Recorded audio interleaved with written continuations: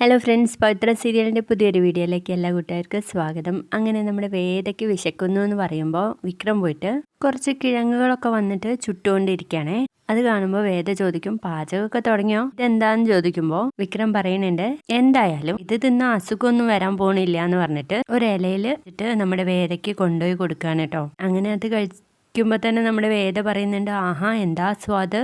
ഇതൊക്കെ കാണുമ്പോഴേ വിക്രം ഒരുപാട് കാലം കാട്ടിൽ തന്നെയായിരുന്നു ജീവിച്ചതെന്ന് തോന്നും എന്നങ്ങ് പറഞ്ഞതും നമ്മുടെ വിക്രം പറയുന്നുണ്ട്, അല്ലെങ്കിൽ ഞാൻ പറയുന്നതൊക്കെ തള്ളാണല്ലോ നിനക്ക്. ഓ സമ്മതിച്ചേ, ഭയങ്കരമായിട്ട് കാടറിയുന്ന ഒരു മനുഷ്യൻ തന്നെയാണ് നിങ്ങൾ എന്ന് പറയട്ടെ വേദ.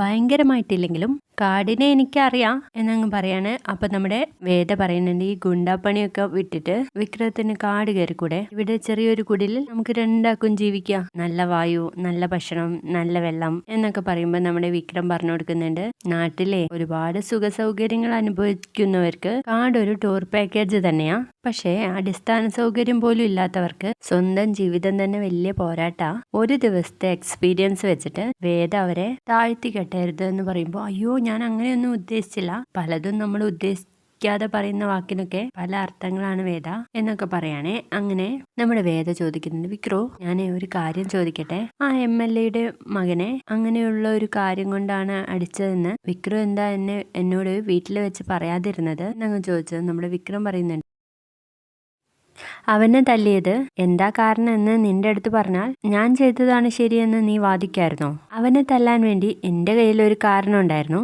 എനിക്കെതിരെ സാക്ഷി പറയാൻ നിന്റെ കയ്യിലും ഒരു കാരണം ഉണ്ടായിരുന്നു. എനിക്കറിയാം നീ എന്തിനും എന്റെ നന്മയാണ് ഉദ്ദേശിക്കുന്നതെന്ന്.